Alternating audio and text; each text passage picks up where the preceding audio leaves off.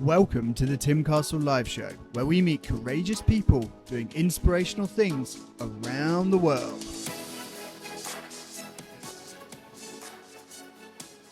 This is a big one. Today I'm going to talk to you about how to negotiate with difficult people.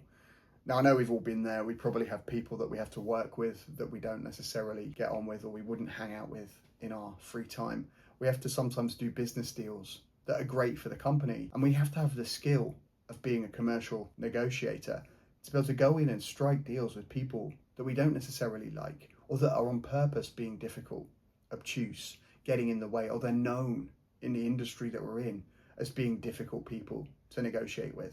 And remember, that's a tactic for them. By having that reputation, they actually create this aura around them, and then people start to do things differently, or they go in. So it's just a one-trick pony. I would say if someone's hostile or they're difficult and you've got to go in and negotiate with them, and you know that up front, well, you're ahead of the game. You know how they're going to respond, which means you can tailor everything. And in this video, I'm going to show you and break down how you negotiate with difficult people. So let's dive in. The first one is obvious, right? It's stay calm and regulate your emotions. Don't give in to provocation. The moment you give in to provocation, you've lost the deal. They've got you, right? They're controlling you. But by staying in control of your emotions, staying regulated.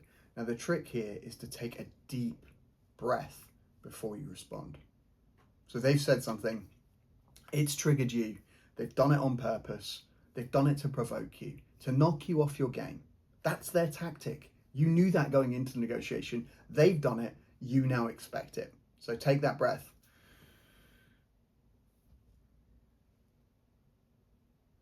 Again, silence is giving you power. The perception of power is important for influence. So you taking that breath for yourself, staying regulated, do it silently. Don't necessarily need to do a big breath as if they've got you triggered.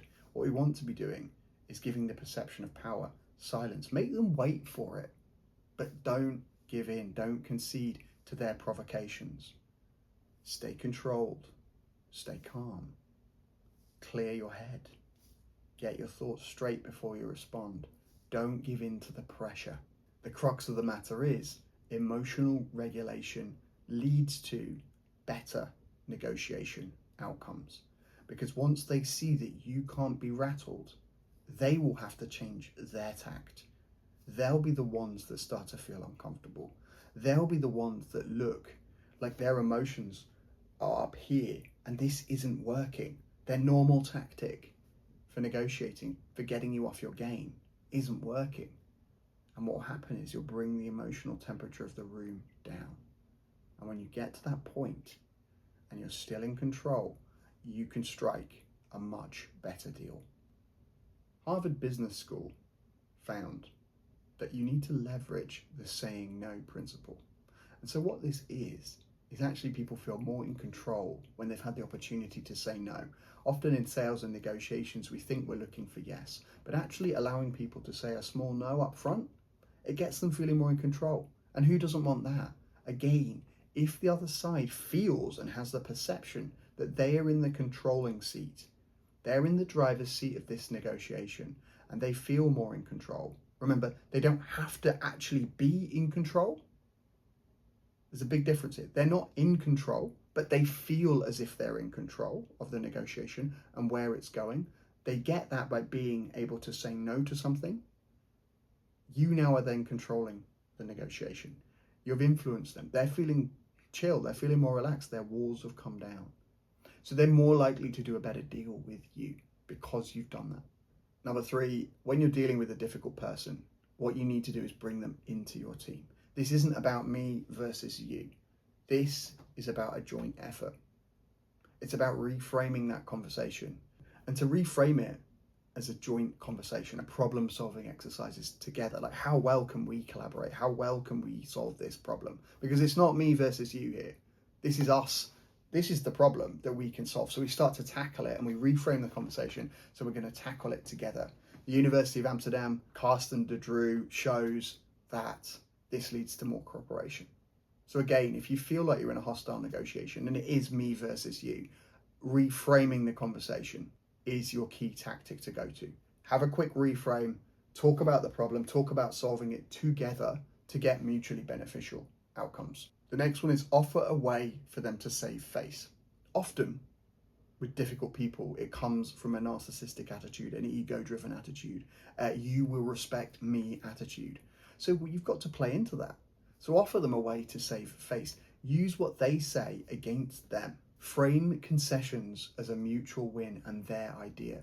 When they're actually conceding and giving you a point, it's like, well, yeah, no, I totally get what you mean. Why don't we try this? Or how about we try this approach? It frames it like they came up with the idea, and that this concession, this them giving you something, is actually their idea. Again, it gives the illusion of power, which is what they want. It feeds their ego.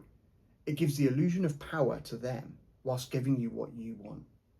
And the final one for negotiation with difficult people is don't get stuck in their emotional cycle. They will often try to bait you into a certain specific negotiation, a certain tone of negotiation. They will set the tone and they'll want you to follow suit. And that is a trap. What you want to do is avoid escalating that conflict, right? You want to start thinking about the solutions. You want to reduce the friction. You want to base your negotiation on fact, and you don't want to rise the emotional temperature of the room. Do not get caught in their trap, because once you're following them down that path, they will get an emotional reaction from you. And once they've got that, they're controlling you. They're manipulating you into responding, into saying things you didn't mean, into leaking key information, into conceding. So don't follow them down that road. Stay calm, collected, cool. Know your boundaries. Set them firmly in place. And at all costs, avoid escalating conflicts. Keep your cool.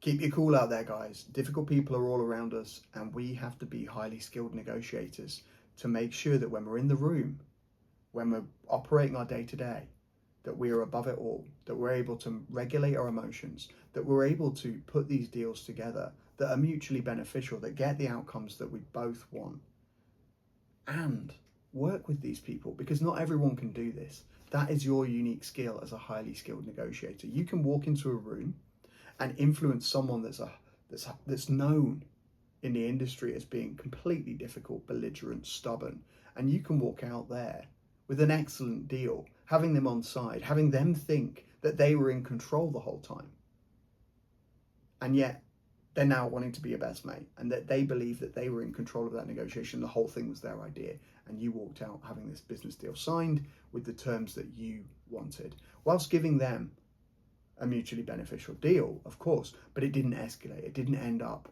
in conflict, and that they actually will tend to respect you more because of that. But that's not why we did this. Why we did this is because you're a highly skilled negotiator.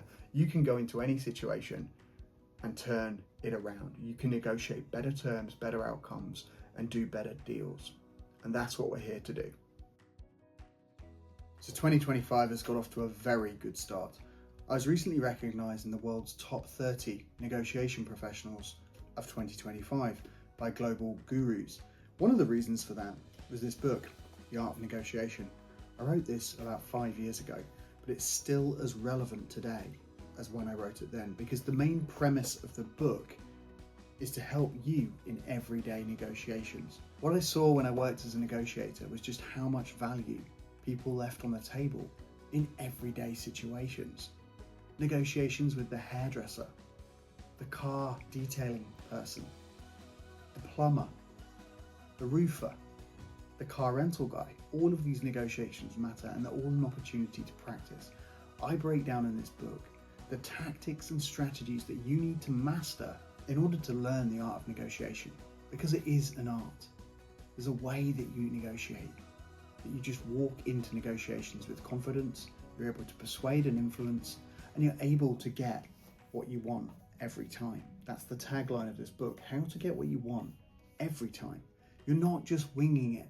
That was my main purpose with this book, was to make sure that people just didn't go into those job interviews and wing it and hope that they got the salary and the package that they wanted, or not to look through the contract, not to push back on the detail, not to ask those questions up front so that you get the right answers, and then to negotiate. The big part of it is being able to deal with rejection. Now, I know it's hard and it feels icky to sit there and get rejected. And if you're not used to it, you don't build up this tolerance for it. So what I would advocate is going into your local coffee shop and asking for a free coffee. The words you need to use is there any chance that I could get a free coffee today? It's as simple as that. It just breaks the ice. And then either you're going to win or you're going to learn, because they're either going to reject you and you can learn from that. How do you learn from that? Well, you don't walk out of the shop with your tail between your legs. You actually stay there in the rejection and you ask another question. Why is that? Why? And then they'll explain, well, I can't give you free coffee today because then I'd be not making a profit as a business. And then you have an opportunity to respond. Where else do you think I'd be able to get free coffee? I've been a loyal customer for many years. How about a free coffee today? Is there any chance? How about half a free coffee? 50% off. You're starting to break down the negotiation into smaller parts. You're starting to move the direction of the negotiation in terms of possibility.